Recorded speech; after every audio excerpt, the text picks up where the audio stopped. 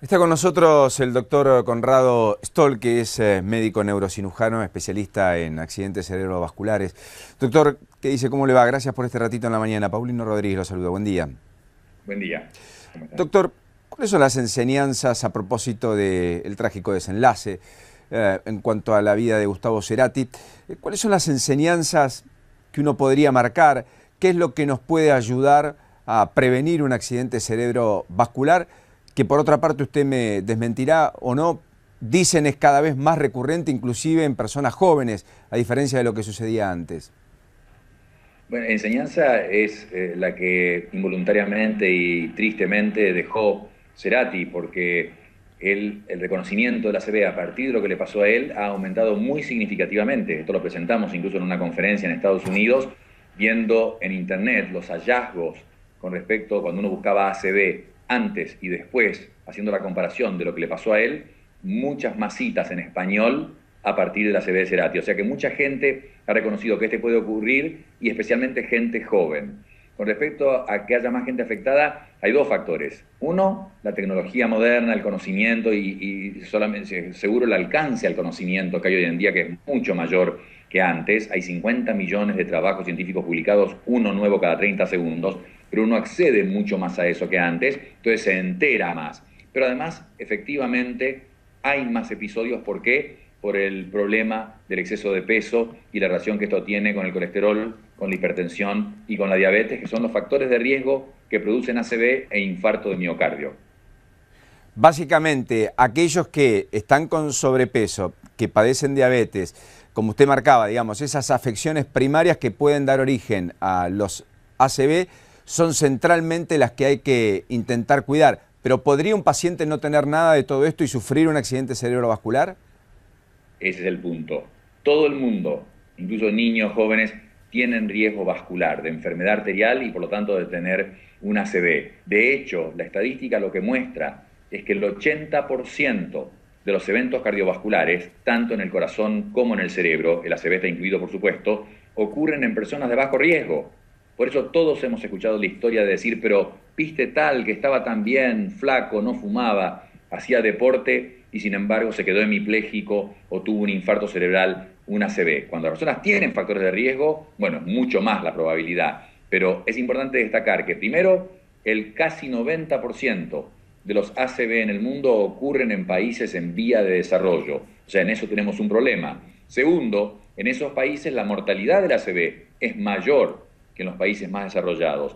Tercero, el ACV ocurre 10 a 20 años más temprano en países de vía de desarrollo. Eso quiere decir que si alguien en Canadá o en Australia tiene los ACV en promedio a los 70 años, en nuestras regiones ocurre a los 50 años en promedio. O sea que hay bastantes factores desfavorables. Ahora, lo positivo de todo esto es, con una buena prevención, el riesgo de ACV o de infarto de corazón disminuye muy significativamente, hasta 80%. ¿A qué aduce básicamente esa diferencia entre los países en vías de desarrollo y los países desarrollados? ¿A la medicación, a la detección a tiempo, a la mayor medicina puesta al servicio de la sociedad o a simplemente cómo se come, cómo es la alimentación en esos países? Todo, absolutamente todo eso. La calidad del sistema de salud es fundamental. Porque si usted tiene un sistema y usted disca un número y realmente en minutos tiene una ambulancia en su casa, que la ambulancia además tiene una tomografía computada, como pasa en Estados Unidos o en algunos centros de Europa, ya le hacen la tomografía en el camino al hospital y hay gente en el hospital esperando con la jeringa, con la droga que disuelve el coágulo, obviamente ese tratamiento tan sofisticado disminuye la mortalidad. Cuando la prevención está bien hecha y la gente está tratada por la presión arterial y se la detecta, y lo mismo el colesterol, y hay campañas públicas y sobre todo en los niños para prevención vascular, y lo de la sal, la prohibición, regulaciones con respecto a esto y con respecto al azúcar en los productos alimentarios, sin duda que ese es un factor. Pero el otro es también genético. No hay duda que hay etnias, razas, y se ha publicado nosotros mismos hace poco tiempo una publicación en presión arterial en que ciertas regiones del mundo y ciertas etnias, la raza negra por ejemplo, tiene mayor incidencia de presión arterial elevada y de mortalidad por estas enfermedades.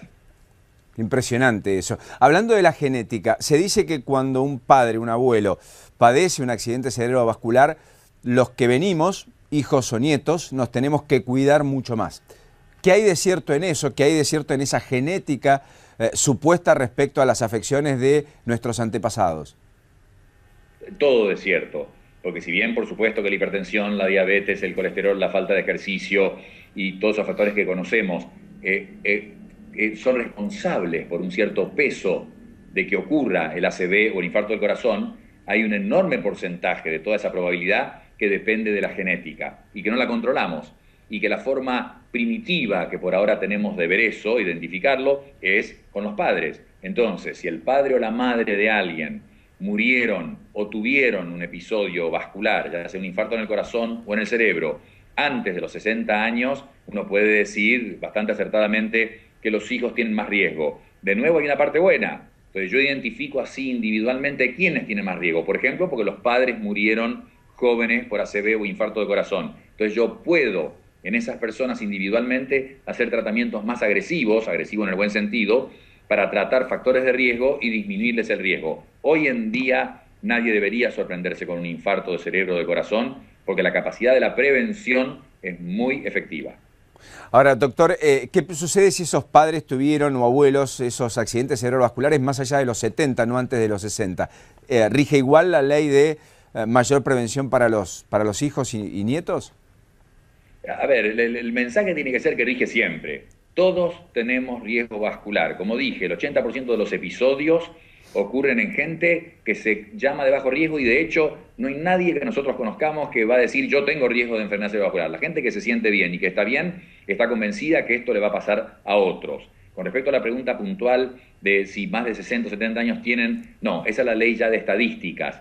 Con la edad aumenta el riesgo de enfermedad arterial y de ACV y de infarto de miocardio. Entonces pasa como con otras enfermedades. Una persona tiene Alzheimer a los 85 años, 90, eso no quiere decir que el hijo lo va a tener. Es que toda la población tiene alta incidencia o probabilidad de tener enfermedad de Alzheimer a los 85, 90 años. Lo mismo el infarto, 75, 80 años, se hace mucho más frecuente que a los 50. Entonces, simplemente que ocurre en esas personas porque es algo muy común en cualquiera. No sé si incide tanto en que los hijos lo vayan a tener. Y, doctor, en términos de variedades de accidentes cerebrovasculares, uno de los más recurrentes es el isquémico, que afecta más bien funciones sensoriales, pero también está el que afecta la motricidad de las personas, que según tengo entendido es el más usual muchas veces en estos casos. ¿La perspectiva o la tendencia o los números que marcan respecto a unos y otros?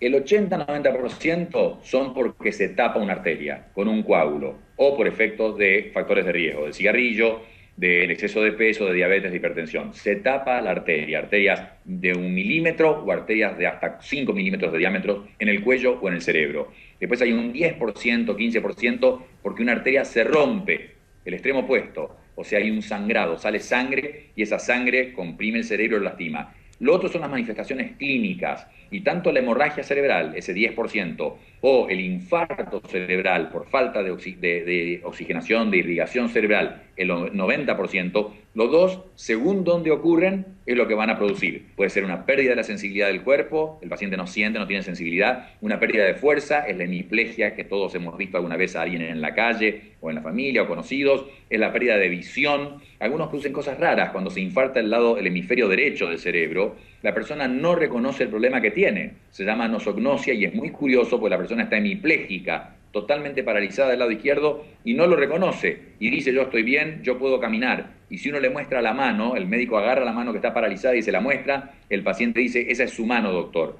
Entonces producen una cantidad de manifestaciones clínicas muy variadas todos los ACV y eso justamente es una de las cosas que ha hecho que se reconozcan pocos y que no se manejen idealmente. Da la impresión, doctor, que finalmente vamos hacia un mundo de mayores cuidados, etcétera. Y por supuesto que el sobrepeso es un elemento central. Argentina en particular tiene más de la mitad de la población con sobrepeso, algún grado de sobrepeso, no tanto, por cierto, con obesidad. ¿Usted cree que allí está faltando legislación para comer, alimentarnos mejor, más allá de todo lo que se ha avanzado con las comidas diet, con las prescripciones respecto a no poner la sal arriba, o el salero arriba de la mesa de un restaurante cuando uno va a comer, etcétera, etcétera? No se puede sobreenfatizar ese problema porque es muy real. un porcentaje muy importante de la población, en Estados Unidos esto es una epidemia directamente, de la población tiene exceso de peso u obesidad, depende del criterio que uno usa. Y eso tiene muchísimo que ver con la enfermedad arterial, y eso hay que empezar a educar, porque se ha probado esto ya con estudios, que son los chicos los que aprenden a usar menos sal, a comer con nutrición adecuada. No son dietas lo que hay que hacer, no es dieta o el bajar rápidamente de peso, hay que comer sano, buscar lo que es una dieta mediterránea, esa es la que se ha mostrado más efectiva, la dieta mediterránea con aceite, frutas secas, pescado, fruta, verdura, pero evidentemente la industria alimentaria le agrega azúcar en exceso al 80% de los productos que se venden. En Estados Unidos se venden 600.000 productos de alimentación y el 60%, perdón, el 70%, 80% tienen azúcar agregada. Y el azúcar es adictiva. Cuando usted hace una foto del cerebro con resonancia funcional que muestra la actividad de los núcleos cerebrales y usted hace la foto de un cerebro de una persona que ha usado cocaína y de una persona que ha ingerido azúcar, los centros que se activan son exactamente los mismos. Y por eso la industria alimentaria pone azúcar, porque sabe que hace adicta a la persona o hace a sus productos más adictivos. La industria alimentaria existe para hacer dinero, no para cuidar nuestra salud. Correcto. Y doctor, por último, hablando de adicciones, ¿cuál es el real impacto del consumo de drogas en la aceleración de un proceso o de un evento cerebrovascular en las personas, digamos, en particular en los mayores de 40?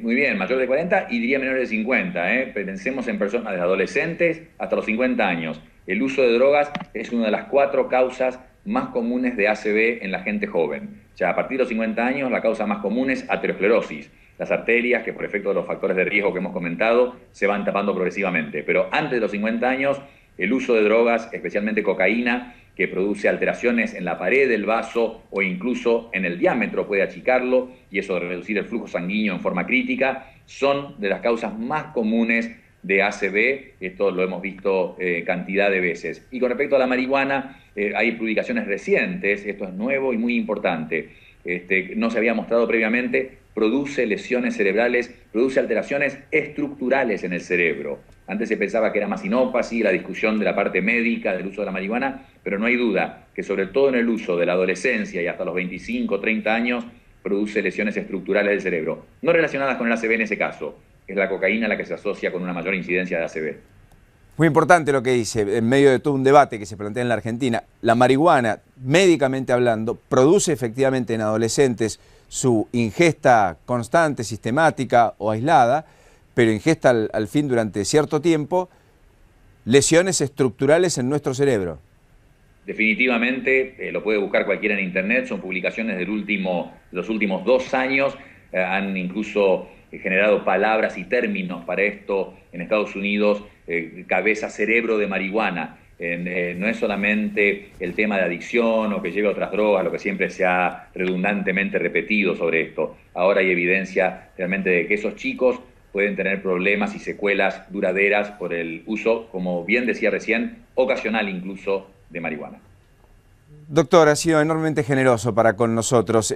Por último, me gustaría preguntarle algo que, bueno, en algún momento se rumoreó, pero desconozco si finalmente fue oficial. ¿Usted habló con los médicos de Cerati cuando Cerati estaba en Venezuela en el origen de todo el proceso que terminó tristemente con su vida?